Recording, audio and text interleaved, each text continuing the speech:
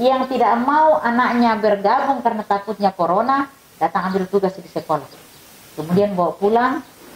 Nah, setelah itu anaknya kerjakan, dibelikan ke sekolah. Corona itu apa? Adalah virus yang bermahkota, apa segala macam. Jadi saya kasih gambar-gambarnya juga di situ. Nah, terus walaupun dia gambarnya seperti itu, tapi ini sangat berbahaya. Apa yang harus kita lakukan? Kita harus jaga jarak, harus memakai masker, sering cuci tangan pakai sabun. Kemudian kita nggak usah sering keluar rumah. Kita stay aja di rumah. Maksudnya keluarnya kalau ada hal-hal yang penting saja.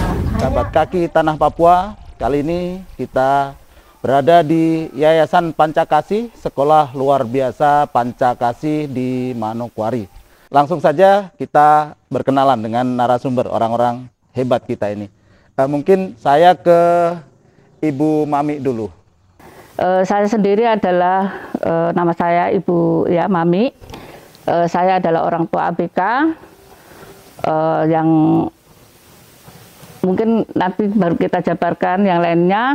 Jadi sekarang ini saya menjabat sebagai sekretaris yayasan sekaligus mengajar juga di SLB Pancakasih. Oke, selanjutnya narasumber kita adalah kepala sekolah untuk Ibu Emma. Mungkin silakan untuk memperkenalkan diri. Nama saya Ibu Emma Anyat Teken. 2010 saya diangkat sebagai kepala sekolah. Terima kasih Ibu Emma, luar biasa sekali. Nah, sahabat Kaki, narasumber kita yang ketiga adalah guru senior. Silakan ya. Ya baik, terima kasih. Assalamualaikum warahmatullahi wabarakatuh. Selamat pagi, salam sejahtera untuk kita semua. Perkenalkan, nama saya Ibu Haryati. Nah, baik, selanjutnya kita ke Ibu Kepala Sekolah ini. Iya Bu, ini luar biasa sekali. Ibu Emma dari sekolah umum sebagai guru umum, tapi memiliki keahlian untuk PLB, ya kan? Terus kemudian ditugaskan di sekolah ini dari 2006 ya, kalau Ibu Mami menceritakan tadi ya. Iya, ini kami pengen tahu Bu, apakah jumlah sekolah luar biasa di Manokwari ini menurut Ibu bagaimana? Sudah cukup atau jumlahnya berapa ini yang sampai saat ini yang ada? Nah, kalau kita berbicara tentang sekolah, sekolah itu tidak dikatakan tidak cukup. Jelas dikatakan tidak cukup karena hanya satu kabupaten. Satu kabupaten berapa distrik? Paling tidak satu distrik, kalau kota-kota besar satu distrik satu sekolah. Nah, kemudian ini hanya satu. Menurut geografisnya itu siswa sebenarnya banyak, hanya karena masalah transportasi mereka kan berjauhan dengan rumah, dengan sekolah. Nah, makanya kita menginginkan supaya paling tidak satu distrik satu sekolah. Nah, kalau dikatakan cukup atau tidak, jelas tidak cukup. Ya, berarti idealnya kalau kecukupan sekolah luar biasa itu satu kecamatan, satu distrik harus ada satu sekolah luar biasa.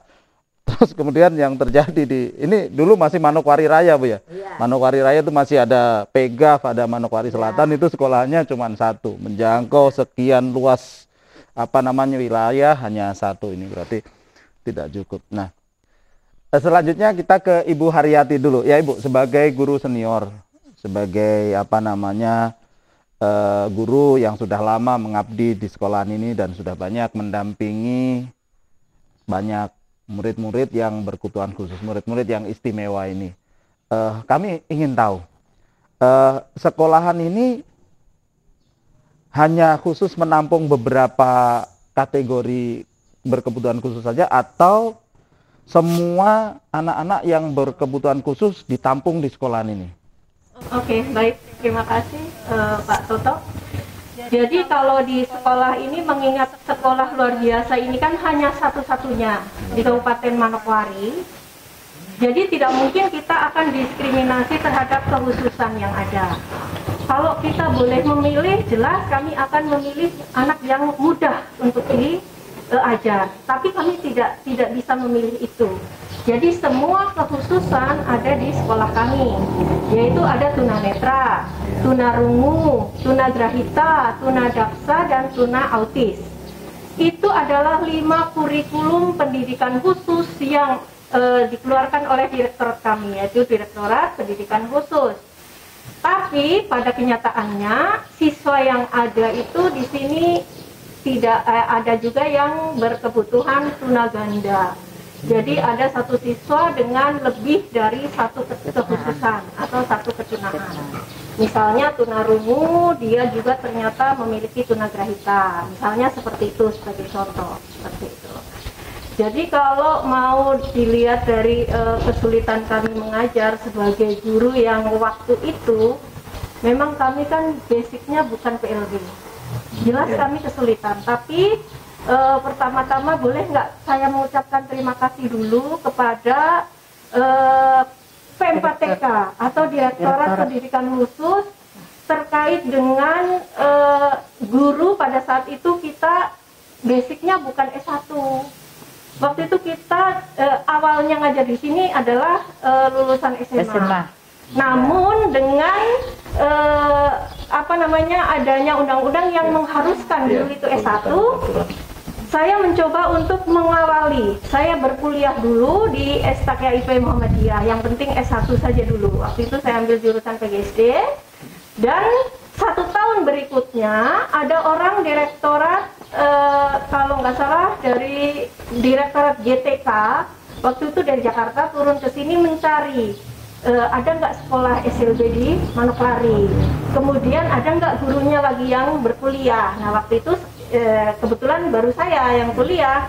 Nah beliau membantu saya masih ingat sekali namanya Pak Edi Gaul. Selamat siang Pak Edi Gaul, terima kasih karena beliau saya dibantu untuk biaya pendidikan S1 saya. Setelah itu dilanjutkan dari biaya Dapodik. Dan tahun berikutnya teman-teman saya ada 3 orang melanjutkan S1-nya dan semuanya mendapat biaya S1 dari Dapodik, dari direktorat kami, seperti itu. Pokoknya terima kasihlah untuk pusat yang luar biasa memberikan perhatiannya terhadap kita. Dari keterbatasan kami yang waktu itu hanya lulusan SMA, kemudian diberi kesempatan untuk melanjutkan S1-nya walaupun memang belum PLB. Tapi kami juga diberi bintek atau bimbingan teknis untuk bagaimana menangani anak-anak dengan jenis kekhususan seperti itu. Dan semua guru sudah itu diundang itu berangkat. Ya, jadi seberat apapun dengan kita mengikuti aturan, mengikuti bintek ataupun mengikuti petunjuk-petunjuk secara teknis, maka yang berat akan menjadi ringan kalau kita menjalani dengan ikhlas. Baik, terima kasih Bu Ayati, ya luar biasa sekali. Jadi memang perjuangannya seperti itu dari teman-teman guru yang awalnya memang ya memang harus ada gitu kan, harus ada. Nah mungkin kalau waktu itu teman-teman yang punya kepedulian ini tidak diakomodir untuk mengajar ya nggak akan jalan. Tapi alhamdulillah seiring berjalannya waktu sudah ya. Baik, saya kembali ke Ibu Emma ini. Ya Ibu Emma, sekolah ini kan satu-satunya di Kabupaten Manokwari, kemudian menampung semua jenis ketunaan. Nah, sampai saat ini kira-kira berapa siswa? Ini kan 3, saya dengar ada 3 ini Bu ya, 3 apa? 3 jenjang. Jadi teman-teman bisa tahu ini satu-satunya sekolah yang ada di Kabupaten Manokwari. Ya kan, dan kabupaten terdekat pun sepertinya belum ada, ya kan. Nah, ini di sini menampung ke 3 jenjang. Jadi ada sekolah dasar, sekolah menengah pertama luar biasa, dan sekolah lanjutan atas luar biasa. Ya Bu, sampai saat ini untuk 3 jenjang ini muridnya ada berapa Bu? Dan sekaligus nanti coba muridnya berapa, terus kemudian jumlah gurunya. Jumlah gurunya berapa, kalau dirasiokan itu kira-kira bagaimana kalau dari sekolahan luar biasa? Ya, jadi jumlah siswa itu untuk SDLB-nya 32, untuk SMPLB-nya 24, untuk SMA-LB-nya 20, jadi jumlah 76. 76 siswa, ya. Tapi kami di sini di dalam Dapodik hanya SDLB. Mengapa? Karena izin operasional dari awal hanya diberikan izin operasional SDLB. Tapi kami menampung siswa jenjang pendidikan itu 3. Nah, setelah pindah ke provinsi, berubahlah Dapodik itu akhirnya Untuk SMP dengan SMA, data di Sorong, siswanya di sini. Kami hanya datanya adalah SDLB. Jadi dana BOS kami memegang, yang turun ke tangan kami hanya SDLB saja. Ya, untuk SMPLB dengan SMA ada di Sorong. Tapi siswanya ada di sini. Tapi ya puji Tuhan, kami bersyukur karena dana BOS yang kami kelola untuk SDLB bisa menjangkau semua jenjang pendidikan. Nah, kemudian berbicara dengan guru. Itu yang tadi Bu Haryati sudah menyampaikan, mengucapkan terima kasih karena peduli dari Direktorat PLB. Mereka hanya tamat untuk pada saat SMA. Tapi setiap tahun kadang mereka berangkat 2 atau 3 kali berangkat mengikuti diklat Bintek, bagaimana caranya mengajarkan tunanetra. Nah, bagaimana mengajarkan tunarungu, bagaimana mengajarkan tunagrahita, daksa, terus autis. Nah, guru itu kurang karena jumlahnya hanya 9, sementara ketunaan 5. Nah, itu yang tadi saya katakan bahwa kalau autis, kalau di sekolah-sekolah lain 1 siswa 2 guru. Idealnya begitu ya. Kalau autis itu harus didampingi guru. Nah, jumlah siswa yang paling banyak yang harus dipegang guru dalam satu kelas paling tinggi 6. Paling tinggi 6. 6 siswa, 6 siswa saja. Guru. Ya, 1 guru. Sementara guru hanya 9. Akhirnya apa yang terjadi? Pernah kami sering dengan orang direktorat, Pak, dan biasa kami di dalam Bintek itu biasa ditanya, dan kami bertanya, Pak, bagaimana kalau kami kekurangan guru? Apakah bisa ditampung satu kelas, contohnya tunarungu, kelas 1, 2, 3, karena guru tidak cukup, itu 1 guru menangani, bisa. Ya, jadi itu yang kami laksanakan. Saya diangkat sebagai guru PLB dari tahun 1990. Hanya pada saat itu ada penerimaan guru PLB sampai sekarang tidak pernah. Pernah ada, tapi yang bisa masuk formasi hanya Sorong, kuota Sorong. Nah, makanya sekarang guru yang ada kasihan, tidak ada yang bisa jadi pegawai karena tidak pernah ada formasi. Jadi sampai sekarang itu begitu terus. Kemarin ada 2 guru yang mengabdi, terus dia mendaftar penerimaan pegawai, dia lulus. Pak Andre dengan Pak Yusuf. Dia berangkat ke Wandama 1, di Perapi 1. Berarti berkurang? Berkurang, tapi kita usahakan mencari penggantinya. Pengganti, ya. Ya. Ada penggantinya 2, tapi sampai sekarang mereka 2 itu belum masuk Saya penasaran, minta maaf saya potong ini. Tadi kan gurunya cuma 9. Terus semuanya itu guru umum, tapi dikapasitasi untuk pengetahuan tentang pendidikan PLB. Terus Ibu cerita ada 2 guru diterima PNS tapi ditugaskan di luar sekolah. Ya, berkurang. Tapi kami upayakan mencari karena yang keluar itu guru bahasa Inggris dengan guru agama Kristen. Nah, kami upayakan untuk menggantikan mereka 2 itu masuk. Tapi persyaratan menurut undang-undang mereka harus honor 2 tahun baru bisa mendapatkan honor daerah, gaji honor daerah. Jadi mereka 2 itu belum masuk. Sudah masuk di Dapodik tapi belum, ya termasuk Dapodik ya, tapi belum bisa menerima honor ya. Jadi honornya itu kami sisihkan dari dana BOS sedikit sesuai dengan aturan. Perjuangan yang luar biasa sekali ini. Mudah-mudahan selalu diberi kesehatan Bu Emma sehingga masih bisa menakodai. Itu sebenarnya banyak guru yang mau datang mendaftar, oke, diterima yayasan. Oke. Selang 1 minggu tidak ada berita keluar. Tidak ada berita mau mengundurkan diri. Jadi saya katakan biasa kalau ada kunjungan saya bilang ada 2 versi. Apakah perasaan mereka apakah perasaan guru itu ketika melihat siswa dengan cara berjalan, dengan cara melihat dengan cara gerak-geriknya meneteskan air mata, atau yang kedua tidak mampu untuk mengajar di SLB. Jadi saya katakan bahwa memang betul, saya menangis. Betapa beratnya mengajar di SLB, tapi guru yang dari awal 2006 sampai sekarang betah mengajar SLB. Tapi ya, dengan apa yang ada mereka terima, mereka bersyukur. Apa yang diberikan yayasan selama ini, gaji honor seberapa, mereka tetap setia. Setelah mereka masuk honor daerah, puji Tuhan, mereka sudah mulai terima 2,3 sesuai dengan pendidikan mereka masing-masing. Nah, saya katakan memang betul. Tapi ada senangnya, ada sedihnya ketika kita bersama-sama dengan anak SLB. Kadang anak-anak SLB ini bikin tertawa. Sedihnya kalau dia sudah mulai buang air besar, akhirnya gurunya yang korban, karena itu tanggung jawab guru. Kasih mandi. Jadi biasa kami pesan ke orang tua, tapi ya puji Tuhan sekarang sudah tidak ada yang seperti itu.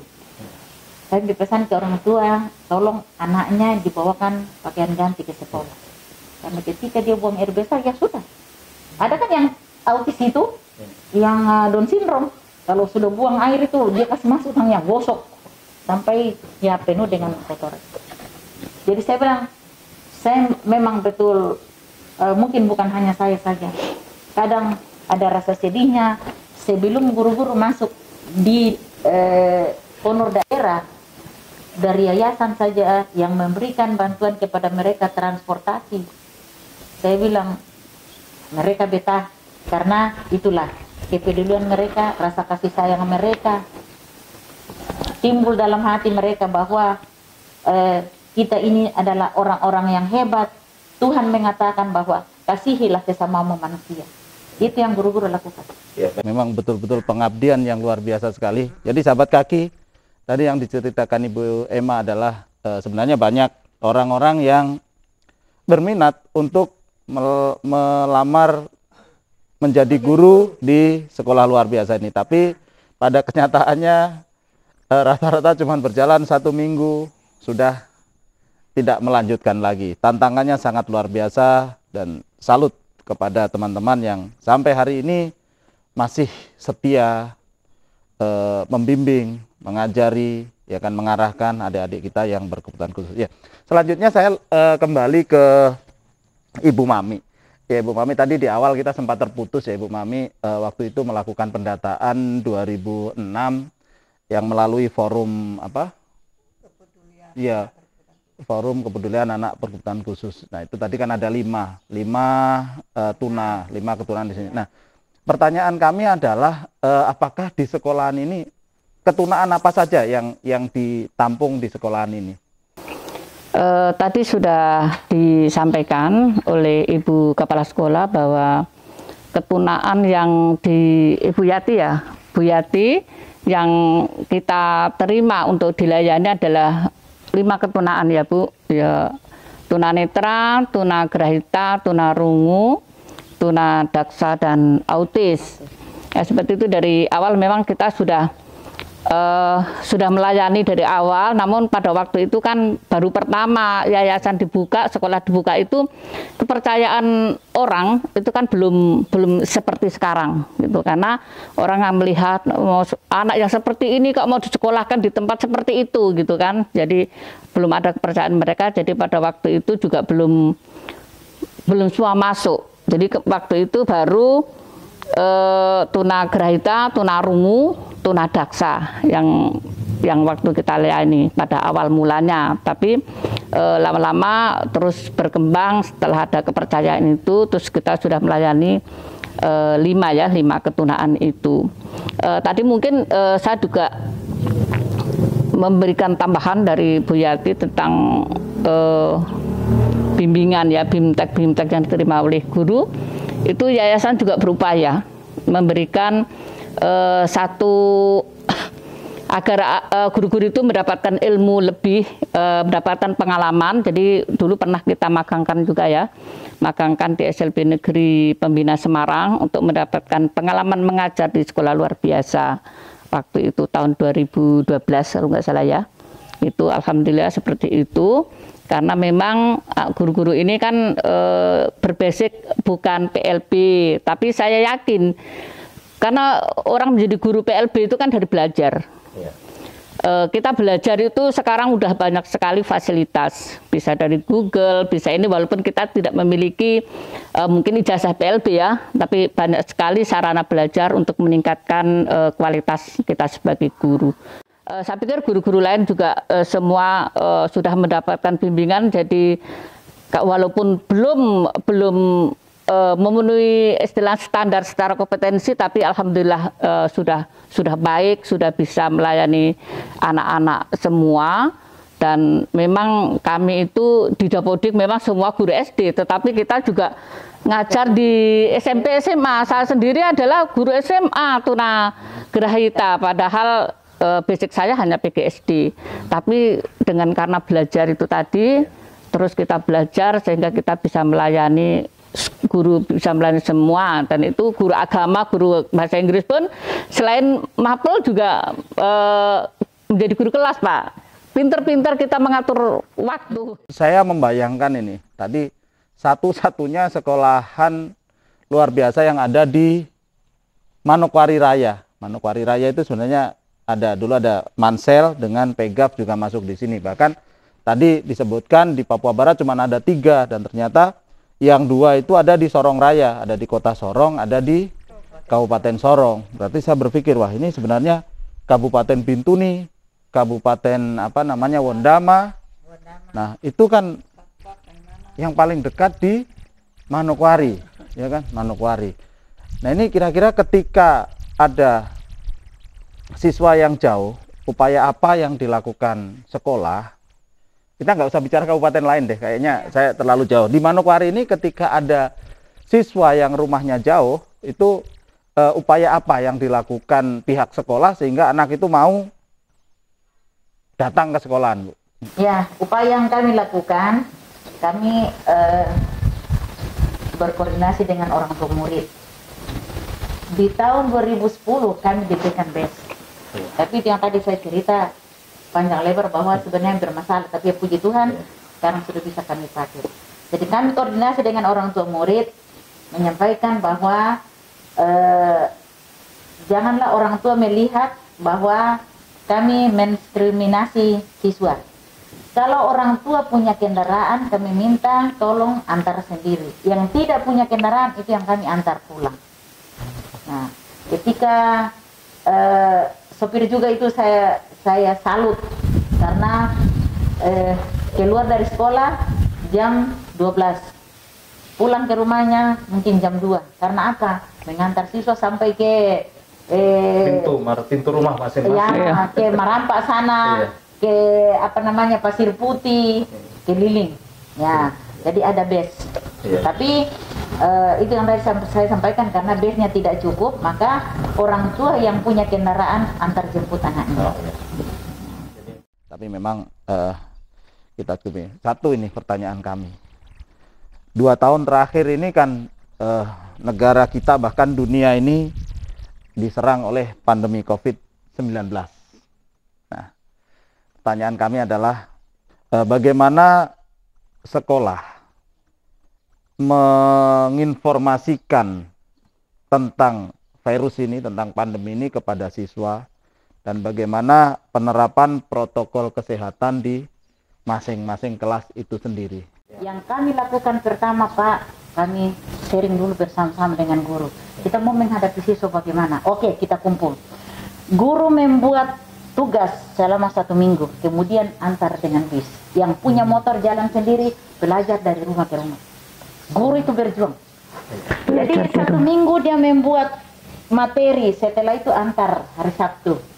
Dari rumah ke rumah, dipoto, karena kita kan harus minta yang dokumentasi. Guru menyampaikan ke orang tua murid, dipoto. Setelah itu suruh mengerjakan selama 1 minggu. 1 minggu berikut hari Sabtu mereka pergi antar lagi yang untuk 1 minggu, tarik yang sudah selesai. Tapi ya kendala yang dialami guru ya banyak yang tidak sesuai, karena orang tua harus, dia tidak sabar juga mengajar anaknya, sedangkan kan tidak bisa maunya guru. setelah berjalan 1 tahun, corona sudah mulai mereda. Ada 2 versi kami kasih. Siapa yang mau kalau kita belajar di sekolah, tetapi ada 2 dibagi. Contohnya SMA masuk Senin, Rabu, Senin Rabu. Kemudian yang lain lagi tuh Selasa Kamis. Kemudian yang lain lagi tuh Kamis Sabtu. Nah, seperti itu. Tapi itu sudah di sekolah. Nah, orang tua yang tidak mau anaknya bergabung karena takutnya corona, datang ambil tugas di sekolah. Kemudian bawa pulang. Nah, setelah itu anaknya kerjakan, dibelikan ke sekolah. Tapi ya kendalanya banyak sekali yang sudah itu. Nah, Ibu itu yang bisa menjawab bagaimana persoalannya itu, karena saya hanya memerintahkan dan melihat terlaksana. Apakah betul terlaksana? Tapi memang betul terlaksana sampai hasil karya siswa itu satu guru, satu box dia punya.